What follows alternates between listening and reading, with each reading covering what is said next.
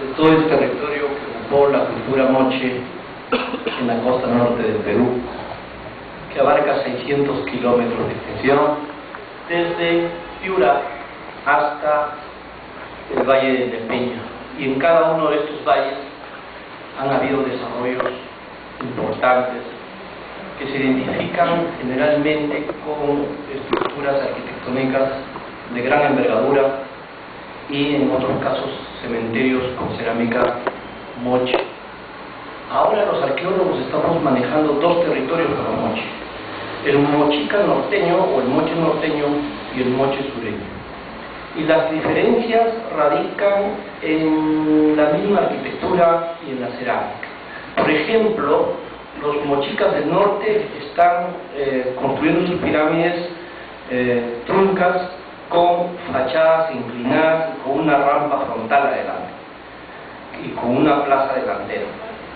Los mochicas sureños están construyendo pirámides truncadas con frentes escalonados y con una fachada principal orientada hacia el noreste, completamente decorada, con una plaza ceremonial adelante.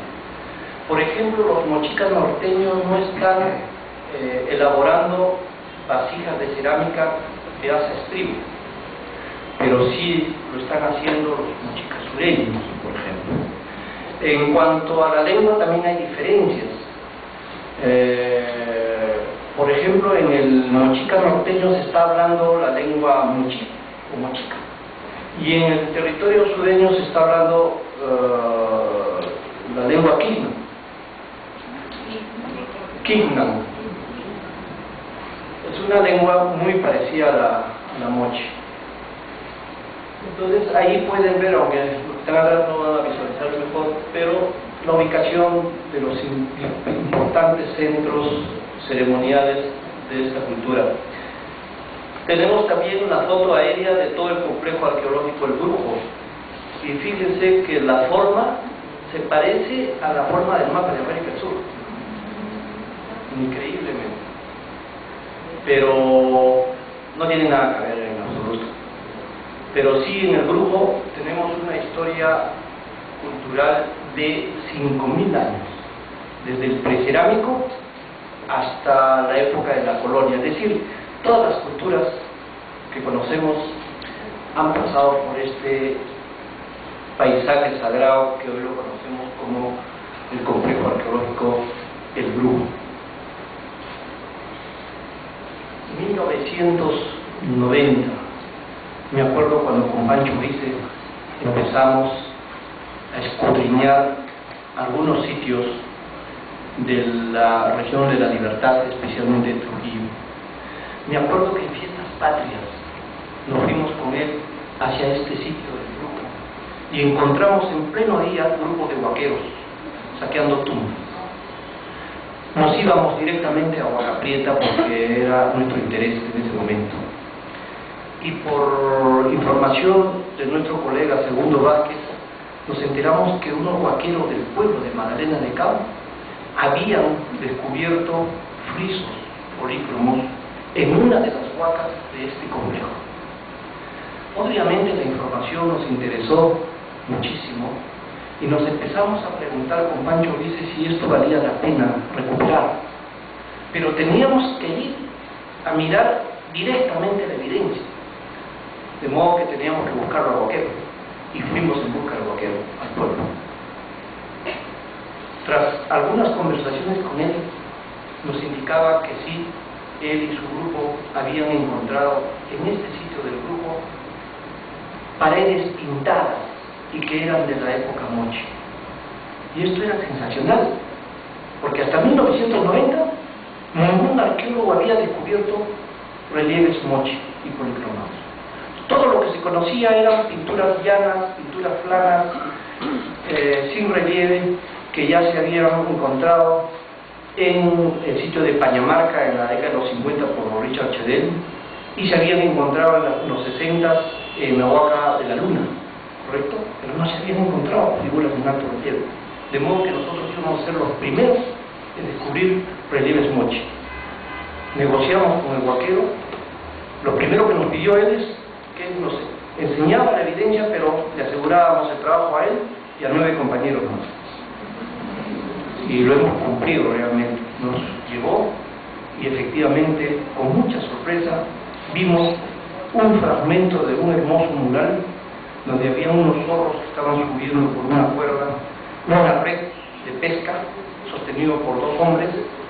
Era realmente extraordinario y eso nos embrujó tanto que yo tuve que dejar mis investigaciones en Pachacama y me fui a vivir a Trujillo y empezamos con un proyecto de emergencia. Miren cómo encontramos esta huaca que le llamamos Huaca Blanca, totalmente enterrada y sometida a manos de los huaqueros.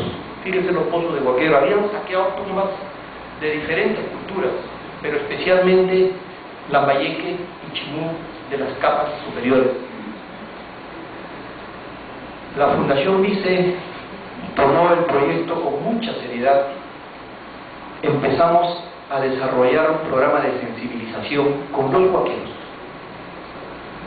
A esos mismos huaqueros los pusimos dentro de nuestro equipo de trabajo, los hemos capacitado y empezamos a poner seguridad en el sitio y ningún huaquero más se atrevió a ingresar. Ya vamos 22 años.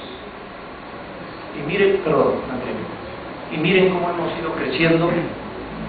Los primeros relieves fueron protegidos con techos de lona poliéster, con cortinas de lona poliéster. Empezamos a descubrir relieves impresionantes en los niveles inferiores, un desfile de prisioneros desnudos con la soga al cuello, oficiantes, la imagen parcial del decapitador, escenas de sacrificios, etcétera, etcétera. Pero el gran reto también era no solamente descubrir, sino también conservar lo que estábamos descubriendo. Y ustedes pueden ver las fotos que eso ha ocurrido en todo el proceso de nuestra investigación.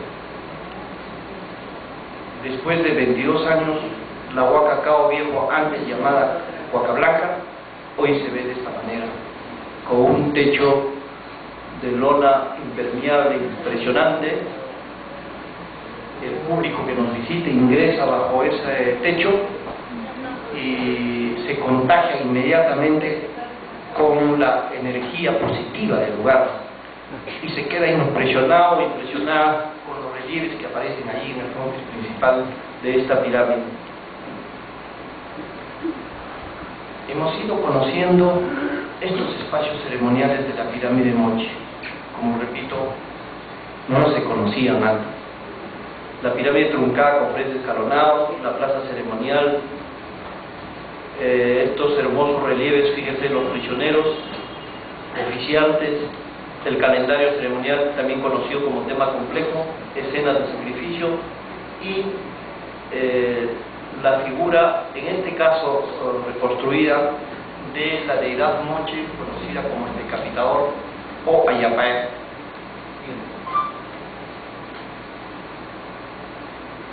Y esa fachada que está destruida hoy en Huaca Cabo Viejo, que solamente han visto tenemos los niveles inferiores, hoy pueden ver completo en la fachada principal de la Huaca de la Luna. Es impresionante, fíjense, ustedes se paran en la parte del piso, en la parte inferior, miran hacia arriba y eso es fabuloso. Nunca antes se había descubierto una fachada completa de hace casi 2000 años atrás, y eso lo tiene la Huaca de la Luna. Igual estuvo en Cabo Viejo, lo que pasa que en el grupo hacia los 800, 900 después de Cristo hubo una intervención masiva en cuanto a la destrucción de los templos, el desmantelamiento de la arquitectura. No sabemos la razón, pero la hipótesis que manejamos es de que los moches empezaron a recaudar material de construcción para crear una nueva sede, un nuevo centro ceremonial que estuvo muy cerca de este complejo, a más o menos 5 kilómetros más arriba del valle. Y también en la Huaca de la Luna se ha encontrado lo que le llamo el calendario ceremonial o los temas complejos. Esto realmente es impresionante. Los que no conocen, vayan por favor a Trujillo, hagan la ruta Moche, no cuesta mucho en verdad, pero vale la pena.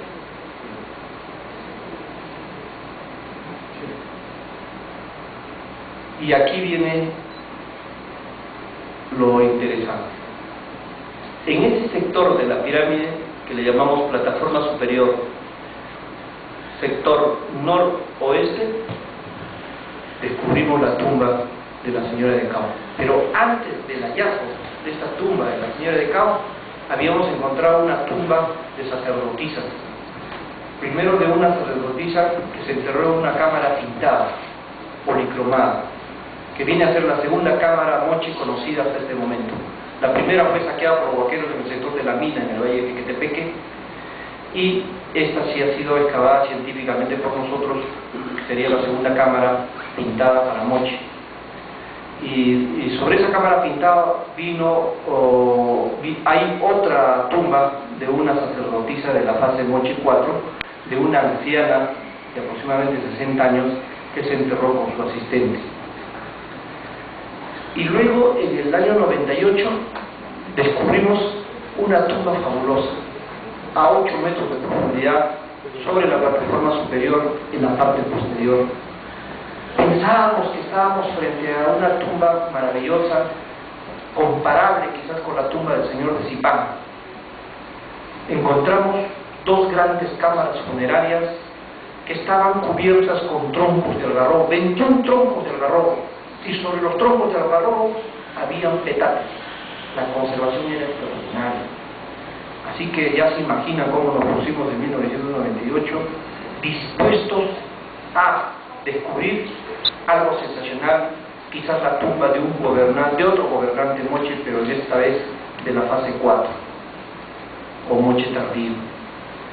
Cuando excavamos la tumba o la cámara principal, encontramos el ataúd, y dentro del ataúd no estaba el personaje, el ataúd estaba vacío.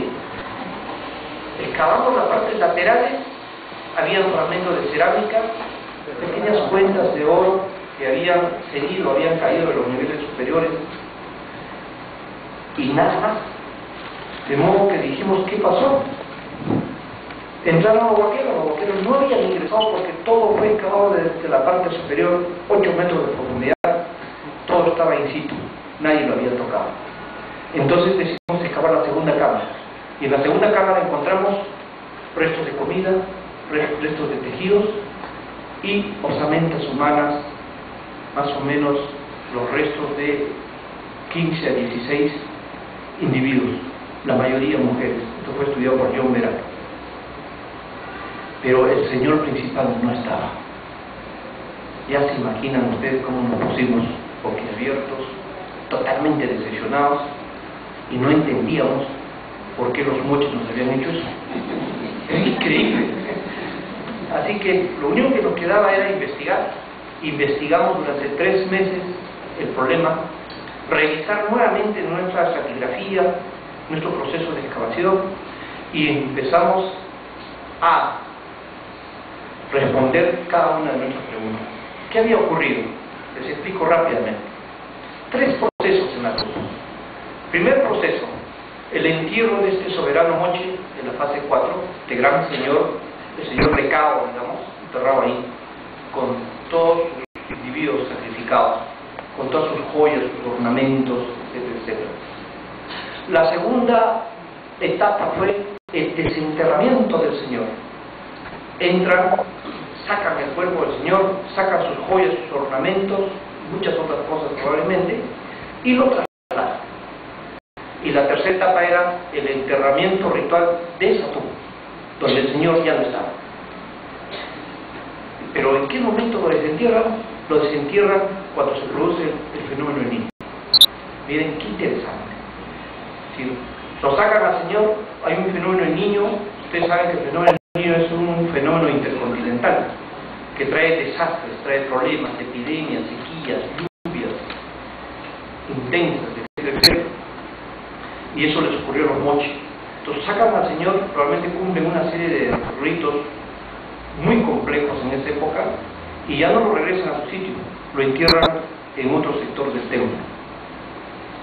Hoy estoy buscando ese sector, por eso siempre digo, estoy tras las joyas del señor de Cao. De todas maneras tenemos que encontrarlo. Pero interesante, porque los incas, dice Garcilaso, el cronista, de que sacaban las momias de sus soberanos hacia la plaza principal, los paseaban o en una procesión, y ese era un rito propiciatorio para propiciar el agua, la lluvia, ¿correcto? Pero cientos de años atrás los mochis ya lo practicaban. La única diferencia ahí era que tenían que desenterrar a sus ancestros, nada más. Llegó la oportunidad en 1994, 95, 94 empezamos a descubrir un hermoso recinto ceremonial con